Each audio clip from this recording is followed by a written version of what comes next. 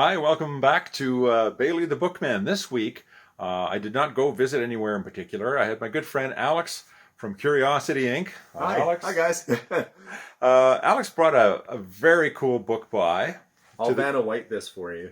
to the shop. Ooh. This book was printed and written in the kind of late 1700s and documents the life of one Harmer Spratt. Anyways, Alex brought it by, and I'm going to show you what we discovered looking through the book together. Stay tuned.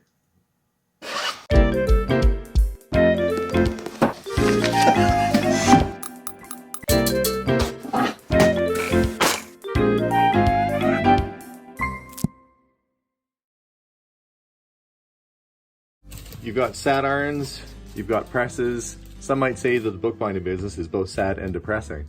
Oh, stop! I'm just kidding. He's the happiest bookseller I've ever met. So I have to ask, now I reached out to a bookseller in New York who deals in antique books, and I said, what's the best way to handle an old book? And he told me just with your clean, bare hands. Yeah. Is that right? Would you agree? Oh, absolutely, yeah. Okay. The white glove thing is a bit of a urban myth, if you will. There are instances where you definitely want to use the white gloves, but just as a rule of thumb, no. Yeah, it's funny. He told me that the problem with white gloves is that you can't feel the page, and oftentimes you'll rip your page or damage the book by using. So he said, just make sure your hands are clean. So for all those people watching at home, we'll be handling this book today with bare hands. Yeah. And that is, in most cases, and this is the second book person that's told me this, that's okay to do. So let's have a look-see. So I guess to start, I've marked off some pretty interesting pages in here, like the 7 Years' War, the American Revolution. There's a letter to George Washington. Wow. There's some neat stuff. Now, I have noticed that some of the things in here are recorded in other history logs, but he was there at the time, at least I believe he was. So I guess first impressions of the cover, what can you tell us about the outside of the book before we go into the end? Well, we know it's from 17... Well, that's what it's dated, but if you didn't know that, what would you think looking at the way it's put together? Oh, absolutely. I would think this is a book from the 1700s. And you can tell, I mean, it's, I'm not even sure. We'd have to look closer at that. Yeah, and that's not unusual with books this age, is that they've had repairs done over the years. Now, do you think this would have been bound himself, like he would have put this together? I suppose it's possible, but... Because it's a memoir, right? So, I mean, either he bought a blank book and started writing in it, or he made this thing himself. Well, see, now, it's a journal for all intents and purposes. So, it is, yeah. So these were manuscript or journal, yeah. Blank pages, right? Yeah. So when I look at a book this age, and I'm trying to authenticate it, and I should say, I'm not a conservator, I'm not an expert on...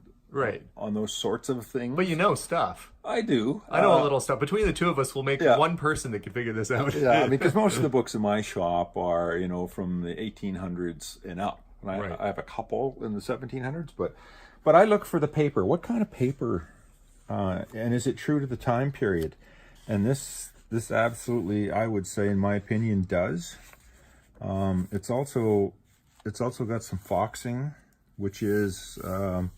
they used acidic paper back then, and it reacts with the air, and it creates those little brown splotches that you often see in older books. Right, okay. So if it didn't have that, you might be concerned. Absolutely. Now, their S's also looked like lowercase f's back then, too. Yes. So I guess you're looking to see, are they using the script, the fonts from that time, too? Absolutely, yeah.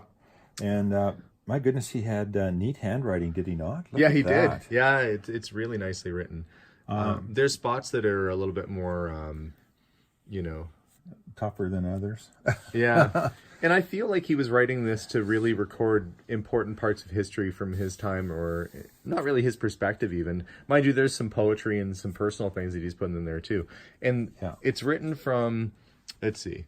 There's 1803. So the reason I marked this one is that this is the 1803 rebellion in Ireland.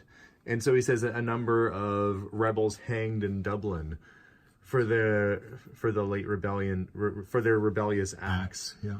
Robert Emmet. Now, Robert Emmet is very well known in Irish history as being, he was the commander-in-chief, and he gave what they called the speech from the dock, where they said, what does they usually do, any last words, and then he basically went on this whole thing about how, actually, it's all right there. He gave his whole speech as his last word. Yeah. So he recorded, so it says, being asked in the usual manner what he had to say to the court, and then he records Robert Emmet's last words. Now, this is known, but I feel as though he was either there, as this person lived in Ireland, very near to Dublin.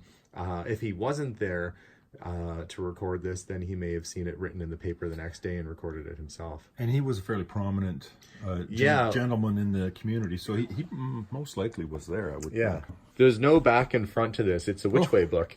So look at that. Yeah, so there's a newspaper clipping from 1799. Oh my. But when he started this side of the book, you can see it says, if we lift that flap a little bit, you'll see it says Pencil Hill, March 25th, 1786.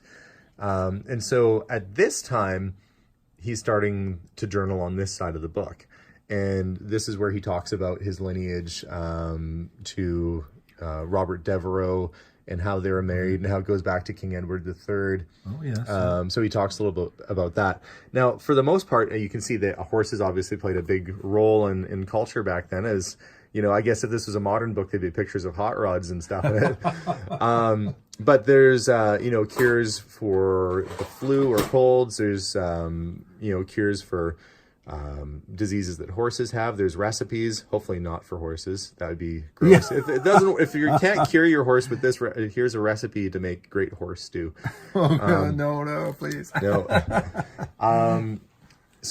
Pencil Hill is still a real place, but you can see, there's bitter steel wine. So there's a recipe for this wine. And I guess these are all things that if you're traveling or on a ship or something, you might want to have, cures for ailments, how to fix your horse, all that kind of stuff would be important to have with you. So I think he was doing some travel, and so you can see the journal entries of this time are a little bit more like, they're not as linear. He was maybe going a little bit fast. Yeah. And again, towards properly dating the book, I mean, you look for the type of ink and the type of instrument that was used. I mean, clearly this is a quill. A quill. And you can see where it's darker. Like when he starts, he probably had dipped his quill when he started and then it starts to fade. Yeah, and the type of ink that's used. I mean, if this was a Shakespeare first folio, you would be taking samples of the ink, samples of the paper, and submitting them to a scientific. But you're right though, and I don't know if you can kind of see it's darker, so he probably dipped it, and it starts off dark and strong. Yep. And then it starts getting lighter, and then you can see he has to dip it again. And it almost runs out here. Yeah, and then he dips it, and you can see that'll be... Yeah, so, that's true. I hadn't really thought too much about that. And that's the interesting thing about a book that is inked rather than printed. Yes. So interesting that it runs both ways. There's not a front or a back. Look on this page. Here we are. We're upside down. We're upside down. So at some point... he starts here and then it flips around and it goes, that's about as late as an entry as there is, around 1811 or so. Right. And I love the fact that he added the color and the lines. Oh, there's some really nice drawings in here. He decorated this all himself, right? He did. War Renewed, yeah. And he's got House of Commons meetings, clippings that he thought were pertinent. 1803. Yeah, but we go back a little bit even, you can see Admiral Lord Nelson. Letter. And he has one that says, in the hand of Admiral Nelson, which means, I don't know if Admiral Nelson wrote something in this book or if he just had the original near him and he could try and copy the style. We would have to find a sample of Lord Nelson's handwriting, compare it to what Spratt's is, and if there is a distinct difference, then follow up and see if it was close. I mean, there's ways you can identify the 1799. Mm-hmm. Yeah, I'll find, Imperial Apartments, Thanks of Lords of Commons, so lots of these are accounts. There's a lot of accounts of battles. So Lord Nelson's principal victories gained, 1797, the Bay of Biscay. And it's nice that it has, a lot of times it'll show the ship that was sank, but also how many people were on it, how many lives were lost. An attempt to bring, these battles, and he talks about Napoleon a fair bit too. So I'll find a couple interesting entries for us to look at. Yeah, and I don't believe that was printed. I think that he or someone drew that in the book. It would appear so. If it's printed, you can usually tell. I'm just looking at the lights and finer. The lights and the darks of the inks, and so there's a lot of really nice drawings in here. I wonder, Alex, if he did them all himself, or if he had maybe a family member or somebody that was, talented artist, or maybe he was all of that. Hard to say. I mean, there's enough drawings in here that it would lead me to believe that as he decorated these pages, this seems like a very private sort of book. This seems like this was his journal, his book. Yeah. So I don't know if too many people would have had access to this other than him. He probably packed this around all over the place. But yeah, look, British heroes, Lord Wellington, and you look at the years and dates, 1809. I like the little cannons he's put down there. Bird. See, it's kind of amateurish though, like the lion. Yeah. But still, nice detail. Well, yeah, like a little cherub and. Yeah. Yeah, he put some effort into it. Well, clearly. There are some accounts of the 7 Years' War. This time he called it the Heroes of the War, 1755 to 63. Of course, a very important series of wars because, of course, the taxations from these wars led to discontent among the colonies, which led to the American Revolution. And he talks about some of the battles. He says, the spirit of the Americans may be a useful example, as our dogs and horses are only English upon English ground, but patriotism, it seems, may be improved by transplanting. They weren't really happy about the fact that they split the colonies, he talks about it being divided, the colonies feeling very divided. I think, in effect, divided one half of the empire from the other. So this is happening right at the time of the American Revolution, of course, from the British perspective. Very interesting. A letter to General Washington, dated Versailles, July 29th, 1782. Sir, it is not in quality of a king, the friend and ally of the United States, though with the knowledge and consent of His Majesty, that I now have the honor to write to your excellency. Now this is a known letter. This isn't the only copy, but this person obviously had, seen the letter, or it was probably published at the time, and he felt he wanted to put a copy of it in here. But this is a memoir, a transcription from the time that this letter was written, and that's pretty interesting. Not every day you get to see a letter to George Washington. 1803. A number of rebels hanged in Dublin for their late rebellious acts. Robert Emmet, the commander-in-chief, was hanged on Tuesday, the 13th of September. On being asked in the usual manner of what he had to say, he addressed the court. And basically from here, this is a pretty famous speech. It's called the Letter from the Dock, I believe is what it's called. But these are the man's last words. So I have a feeling that he was here to record these or to write them down. And it's pretty interesting. He's saying he was not, at this time, that he was being accused of conspiring with France to try and take over Ireland. And they weren't super happy about that. And he was hanged. On this page here we see troops and number of militia in England. This is interesting. Napoleon had his brother Joseph proclaimed King of Spain. The Spaniards proclaimed Ferdinand VII as their king and denounced war against Napoleon and peace with England. What a time to live in. And of course, newspaper clippings. So in personal valor, Captain Oliver, in a letter to a friend, says that the instance of valor in the Battle of Trafalgar were astonishing.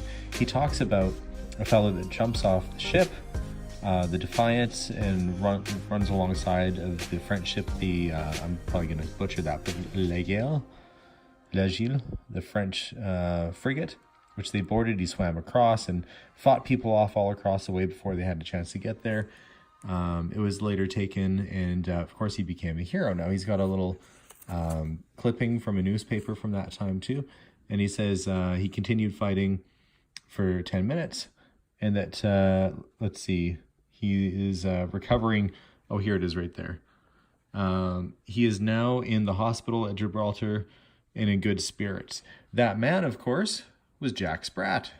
I think this is probably about when the book started. November 5th, 1774, Harmer Sprat of Ballybeg. And he's got that nice little Celtic decoration on there too. Ballybeg, yeah. Cure for a cough. What if the cure for a common cold is in here? This whole time it's grind up some mosquitoes and dandelions. We're like, this whole time we thought they were nuisances, and they're the cure for the common cold. Well, if it's in Ireland, you'd have to take it with some whiskey, I would think, or some potatoes. I like that he's changed his name now on this page to not Harmer Sprat of Ballybeg. He's now the Immortal. I guess in a way he is, because we're reading his book now hundreds of years later. And look, this must be when he was starting his house up, because he's wanted a cook and housekeeper. And look at it, they do the S as an F. Right here. Yeah, right there. Inquiry to be made at the printers hereof. Yeah, so, and look in the word also, ALFO.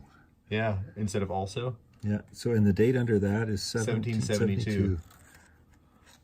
Harmer Sprat. And I see that the...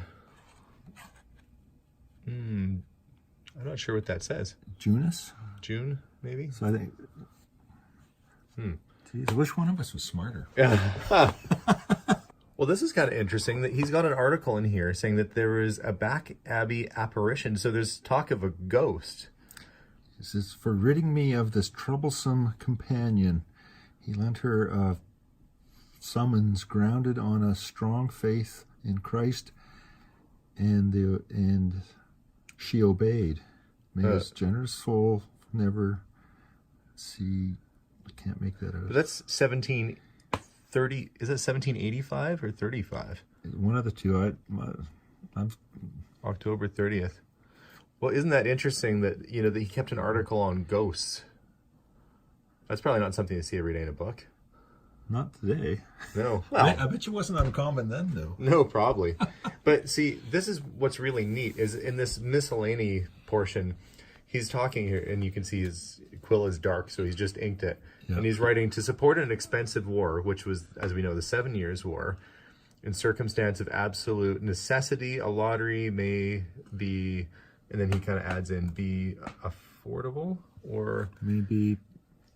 But essentially what he's talking about is that they needed money to pay for the 7 Years' War, so they taxed the colonies.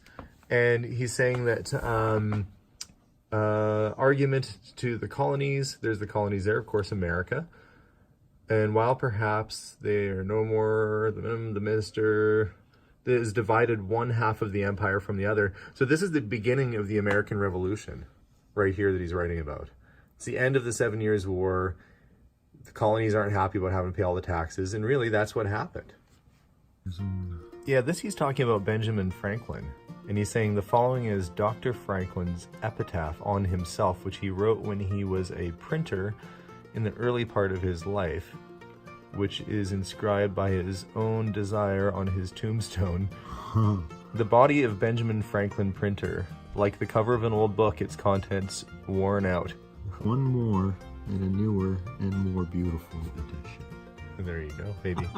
Corrected and amended. Funny guy, that Benjamin Franklin. He looked like he had a sense of humor. I was joking about mosquitoes and dandelions, but there actually is a recipe in here for dandelions.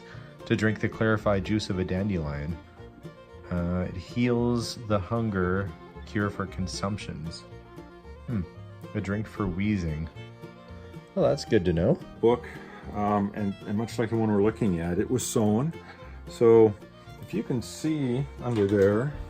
Now this is a book that you're working on right now. This is my book. Yeah. That's your book. And this is a book I'm rebinding in Moroccan leather.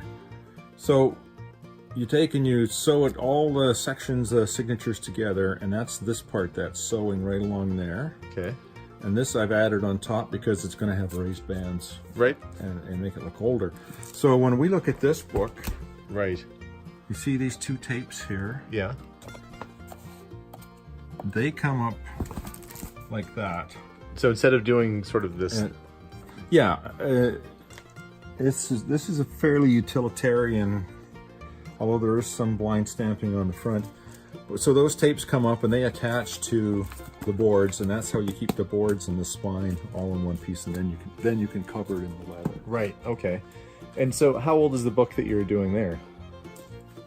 Oh, this is the first Canadian edition of The Lost World. Oh, okay. By Arthur Conan Doyle. So offhand, 1920s. Okay.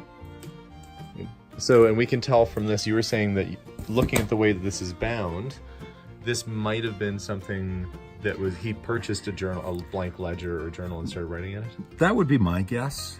Because, you need some specific tools and knowledge to sew all of the signatures together. See, that's one signature, there's another signature, and it's just the whole stack of signatures makes the text block. And signature is just like basically like a stack of papers. It's all put together, right? That's correct.